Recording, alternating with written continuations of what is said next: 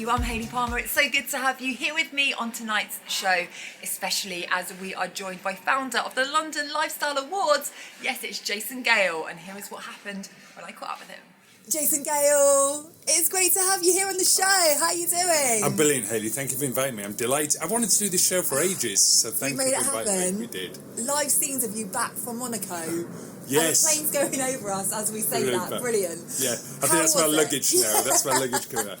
Monaco's amazing. It's the first time I've done the Grand Prix in Monaco. I love Monaco as a place, but it's the first time I've done the Grand Prix, and it just blew me in my mind. It was full of the biggest party people in the world, it felt, and the motor racing was good because we had a bit of rain and everything, so we had a great time. Wow, and you're off to Vegas. You're just making us really jealous now. Yeah, my sponsors, Alpha Solutions, they sponsor the awards, which we might talk about. They love to travel, and they take their club members to great places. And I've never actually been to Vegas. People think to Vegas. I would have thought Jason Gale would have been to Vegas. Yeah, I actually haven't been. I think I'm a bit scared, to be honest. We're a little bit scared, but we're going on Sunday, and we're there for a week, so we'll see what happens. Wow. We'll be checking that out on Instagram and just be really jealous back in England. But we're going to go into your first song choice. This makes me happy because everyone knows I'm a big Take That fan. Greatest Day. Why this song? Greatest Day because actually I've been lucky to see loads and loads of live music in my life. I love live music. And one of the best performances I've ever seen was Take That the Year 2. They were just incredible as a live act. Literally How long ago incredible. was that?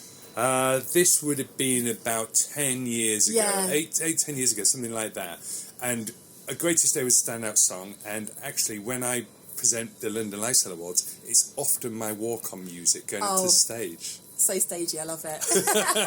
Well, here it is. Check this out, and I'll be catching up with Jason on the other side.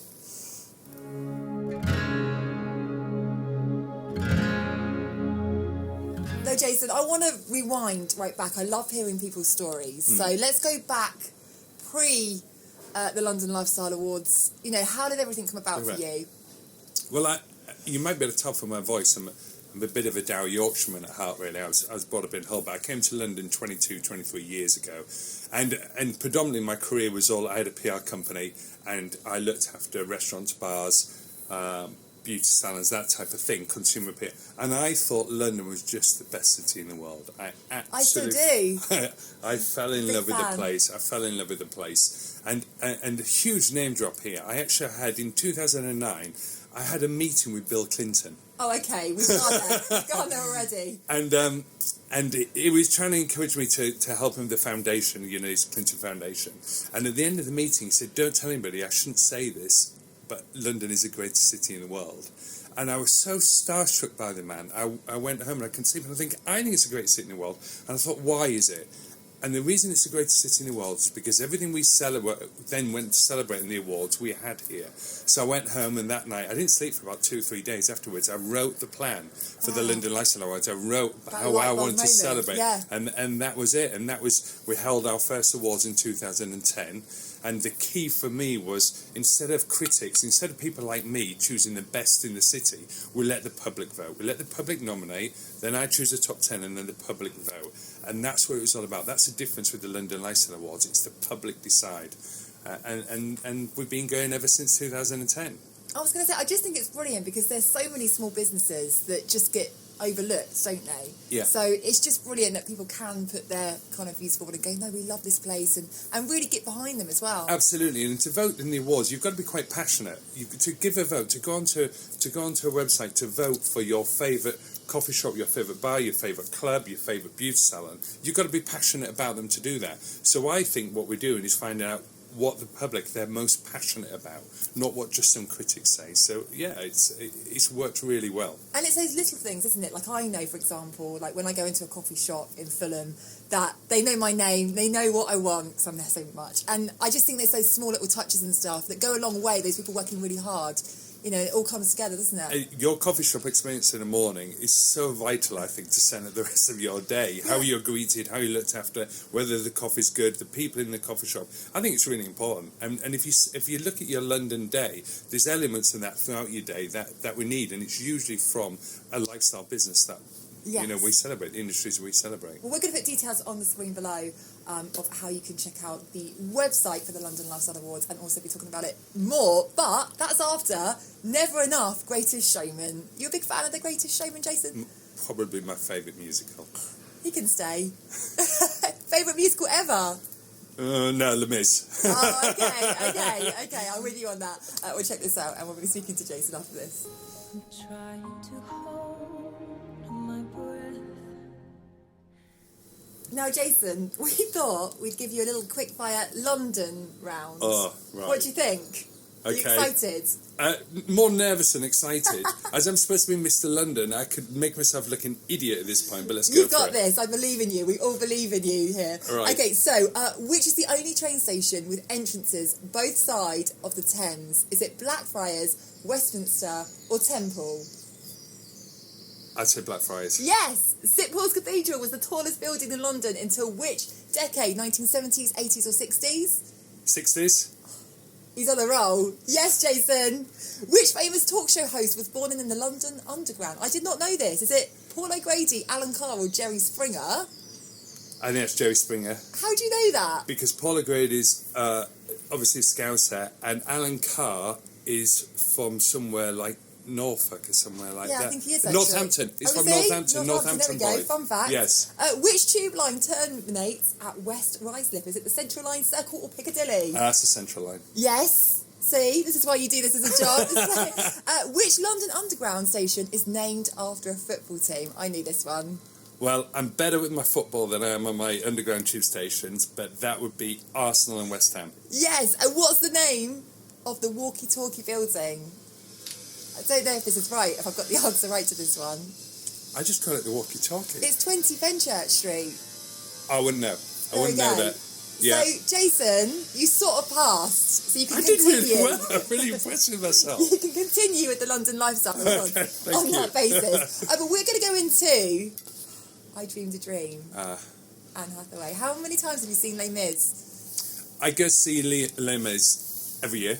Oh, do you? And I've probably done that, apart from the COVID years, I've probably done that for the past 12, 13 years. It's the most amazing musical. And I love this version. The emotion she puts into this, the emotion, I find it emotional every time I listen to it. And I probably listen to this 4 or 5 times a week, every week. I love it. God, you really are a big Les Mis fan. Yes, I love it. I think I've seen it about 5 times, Right, probably. okay. But every time I'm just fully invested, and it's Yeah. not often I can just sit down and watch something and not think, oh, what do I need in Sainsbury's or something. But when I'm there, I just, I'm fully immersed in it. Absolutely. So it's just wonderful. Enjoy. I dreamed a dream in time. Now, Jason, one of our viewers, Jeanette, would like to know, what is the most proud moment of your career so far? I know it's hard to pinpoint one moment, but... Yeah, probably.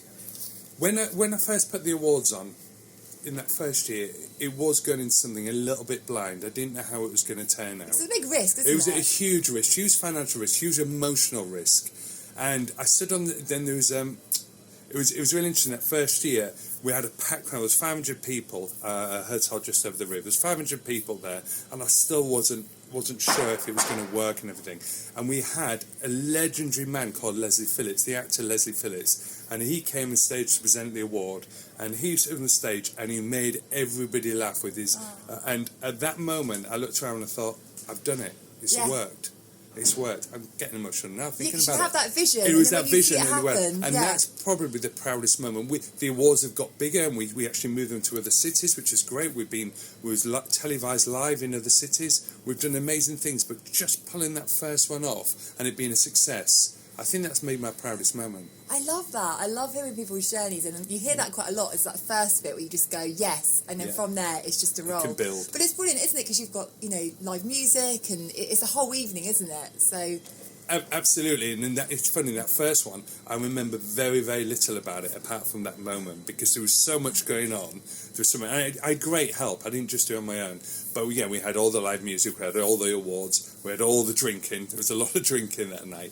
I just remember everything slowed down for that 10 seconds when I realised everything's all right, Jace. Yeah, Right. Oh, I love that. We're going to go into the next song, Freedom. George Michael. Classic. Can't go wrong with this song. No, probably my favourite male pop voice of all time. And also, I love a bit of glamour. I love a bit of beauty. And Loves it. I love it. And there's plenty of it in this video. Check this one out. I won't let you down. I will not give you up. Now I want to talk more about the London Lifestyle Awards because I think it's such a brilliant thing that you do, Jason. Let's talk about the categories for people that don't know about it at home, that haven't heard about this. Because you've got lots of different categories, haven't you? So how do you go about kind of selecting things? Well, we have every year there's 16 categories that stay the same every year, and that's things like best restaurant, best hotel, best bar, best pub, best hair salon, beauty salon, coffee shop, Best street. Pardon? Then we have categories that Oh, rotate. So that's we my do favourite. have the last couple of years we've had best lifestyle street, and it's a really interesting category, and it might become a permanent category. Oh, okay. And the reason is that the public came out in their thousands and thousands to vote for best street, and B, London, it's a bit of a controversial subject about the gentrification of these streets, but London is super pretty now. We have got such great streets. So we created that category, I think, 2 or 3 years ago, because streets are working together to attract you to that area, and the standard just goes up and up and up, and it's brilliant. So best street is a major Because I used to category live on Pavilion Road. Oh, did but you? it was before it had all the coffee shops. Yeah. So I've really watched that progress develop. over the years. So when I saw it there on your list, Yeah. I was like, yes, go on Pavilion Road. It's fantastic. It's fantastic. And another massive category is the best theatre show, which I'm so passionate about theatre. It's dear to my heart. I love it. I've loved it all my life, really, theatre. And when you come to London, any theatre experience gets upgraded when you come to London and start watching the amazing theatre we've got. And that's probably the most voted for category, the most competitive category, because I think we lead the world in it. I really do think we lead the world, and I love And that also category. after the pandemic, it's important that people get behind theatre. I mean, you can see now when you go to the theatre, it's packed out, people are giving standing ovations. You feel that atmosphere back again. So I think that's really important, And isn't the it? interesting thing about what we found from the pandemic, when the bars and the restaurants and everything, the West End came back, there was something missing because the theatres weren't open. And the theatres not only deliver great revenue to those businesses, but they also deliver that early atmosphere into it. So we really miss the theatre when it's not there. So it's massively important to London. Yes, it is. So again, we want everyone to get involved. So the public voting is open until the 14th of June. Yes. Right? Yeah. The event's going to be held at the Landmark. It's the Landmark this year. 14th of July. 14th of July, which I'm very excited about. Yes, bring it on. So again, we're going to put details on the screen below, but we want to go into an iconic song, Billy Joel, Piano Man. Why this one? Do you know what? I've been brought up in bars. I love a bar. I really Loves a do. bar. I love a bar. I did lots of PR for bars and everything, and I've loved it all my life. This is the bar that he describes in Piano Man that I want to go to. Brilliant. Well, on that note, check this out.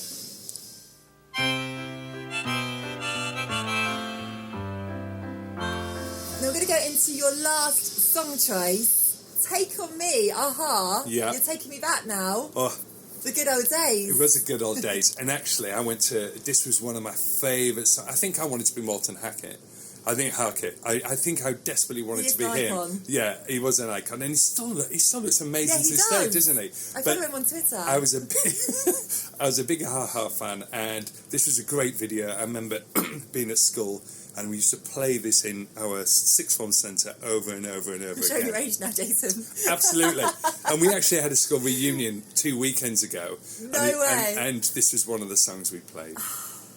I love that when a song brings back just so many memories. So many. Good times. Yeah, We're going absolutely. to play that out on the show now.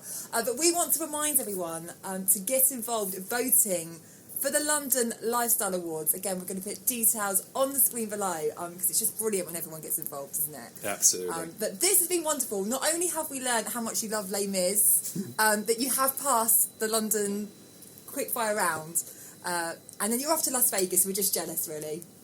You asked me before what my proudest moment was. I think it's getting that quiz right. Yay! Woohoo! Well, thank you so much. It's Jason Gale, everyone. Thank you, Hayley. Huge thank you, Jason Gale. What a guest. And thank you to you at home for supporting the show. It really is much appreciated. Now, I will see you same time, same place next week. We're going to leave you with Take On Me, aha, and I'll see you then.